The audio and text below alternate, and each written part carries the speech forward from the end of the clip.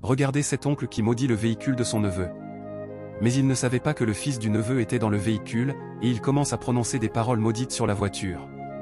Si tu sors avec ce véhicule, tu ne reviendras jamais vivant, parce que tu m'as planté ta fortune au visage. Il n'arrête pas de maudire le véhicule en disant: tu as des véhicules, tu t'en sors très bien, ton arrogance est excessive, et c'est le moment où je vais te montrer ma vraie face. À moins que je ne vénère pas le grand fétiche.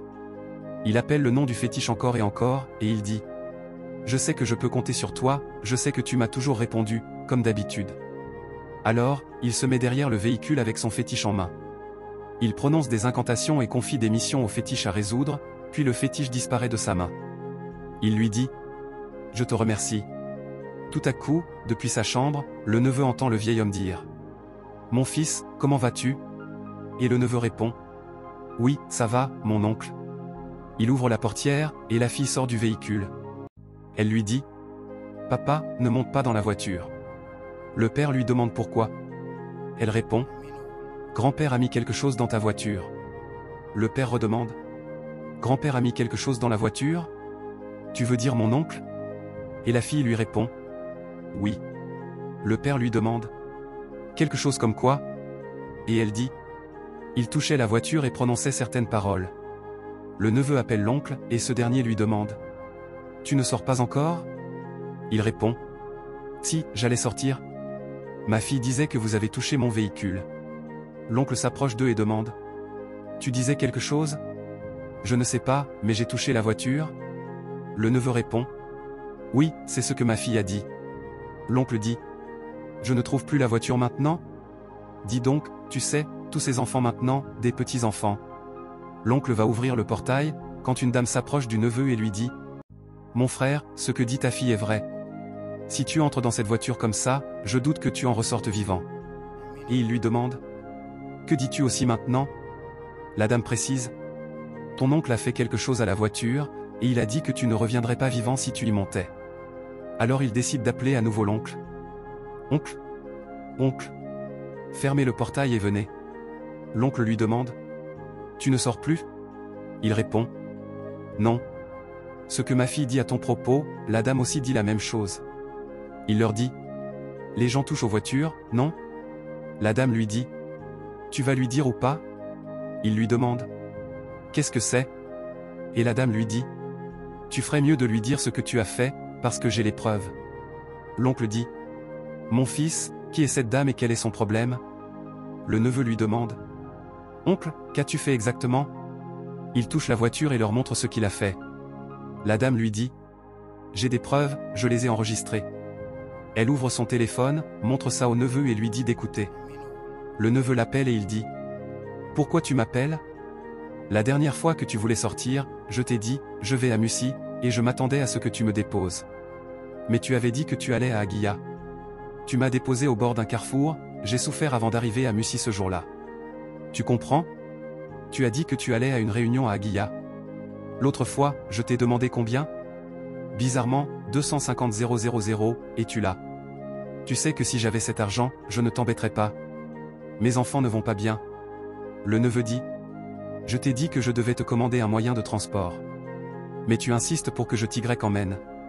Et la dernière fois que tu m'as demandé de l'argent, je t'ai dit que je n'en avais pas à ce moment-là. Le neveu lui tient le cou et lui secoue la tête. La dame s'approche de lui et lui dit d'arrêter. Elle lui dit: je pense que la seule chose que nous puissions faire maintenant, c'est de prier pour cette voiture. Je pense que tu vas appeler ton pasteur. Le neveu dit qu'il le fera et appelle son oncle. S'il vous plaît, oncle. Qu'est-ce que je dois faire? Et l'oncle lui dit: j'ai le cou cassé. Le neveu lui répond: vous pouvez vous taire un peu? Il lui dit de quitter la maison, sinon la prochaine fois qu'il le verra, ce sera en enfer qu'il l'enverra. Si tu crois en ce type de prière, tu vivras longtemps. Abonnez-vous et partagez pour ne pas manquer les prochaines vidéos. Regardez ce jeune homme qui est devant sa télévision, quand ce vieux marabout apparaît près de lui. Il l'appelle, et quand il se retourne, il le voit et se prosterne automatiquement. Le marabout l'appelle encore et lui demande: tu n'oublies pas quelque chose? Le jeune homme répond: grand maître, je ne sais pas de quoi vous parlez. Le maître lui rappelle: tu as oublié que c'est la semaine du renouveau? Oui, je m'en souviens, mais il y a un problème, grand maître. Quel problème? Ce qu'il demande est tellement important pour moi, c'est ma seule sœur. Il lui pose la question. Pourquoi devrais-je abandonner ma seule sœur?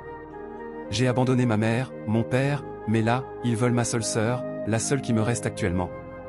Quand j'ai rejoint ce mouvement, c'était pour gagner plus d'argent, pour aider ma famille, pour améliorer ma vie. Pas pour la détruire. C'est dur, grand maître. Je crois que vous me comprenez. Le maître lui demande. Tu dis que tu n'avais pas d'argent, et maintenant? Le jeune homme répond. J'avoue que j'ai eu ce que je voulais. J'ai tout ce dont j'ai toujours rêvé, sauf que celle qu'il réclame m'est trop chère. Je ne peux pas faire ça. C'est trop dur. Je vais rester tranquille. À quoi sert tout cet argent? Pourquoi j'en voulais autant? C'était pour ma famille. Le grand maître lui dit. Dans la vie, pour toutes les bonnes choses, il y a toujours un prix. Le jeune homme dit. Mais ce prix est trop élevé. Je ne vais pas mentir. C'est trop, c'est hors de contrôle. J'ai laissé tomber ma famille, si je me sers de ma sœur, à quoi bon?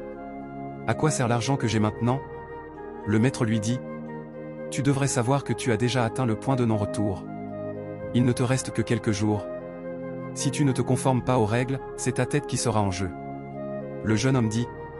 Grand maître, je comprends que je dois honorer mes engagements. Mais je ne peux pas utiliser ma seule sœur, comme je l'ai dit. Mais maître, il n'y a pas un moyen de l'échanger contre quelqu'un d'autre?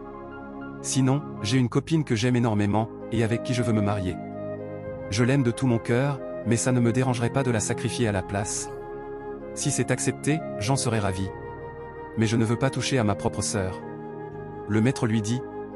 Tu sais, normalement, tout engagement envers la société doit concerner quelque chose que tu aimes. Tu aimes tellement cette fille, je suis sûr qu'elle sera acceptée. Oui. Une fois qu'il y a de l'amour entre vous, elle sera acceptée. Le jeune homme dit. Maître, n'en dites pas plus. Je la paie ce soir. Elle sera bientôt là, et je poursuivrai mes activités. Je vous le promets, d'ici la fin de la journée, vous aurez de mes nouvelles. Mais sa sœur a tout entendu depuis sa chambre. Elle sort discrètement de la maison, et subitement, elle croise la copine de son frère. Elle se salue. La sœur dit. Dieu merci, on s'est rencontrés. La copine répond. Quoi? La sœur lui dit. Tu ne peux pas entrer. Pourquoi? Parce que tu es quelqu'un de bien. Tu es très gentil avec mon frère depuis que je te connais. Mais mon frère compte se servir de toi. Me servir de moi? Comment ça? Je ne comprends pas. La sœur répond. Il veut t'utiliser pour un sacrifice en échange d'argent. Et je ne peux pas laisser ça se produire. Moi, je pars au village. Je refuse d'être utilisé. Mais toi, ma chérie, si tu entres dans cette maison, tu n'en ressortiras pas vivante. Elle la remercie. Oh merci, belle sœur. Abonnez-vous et partagez pour ne pas manquer les prochaines vidéos.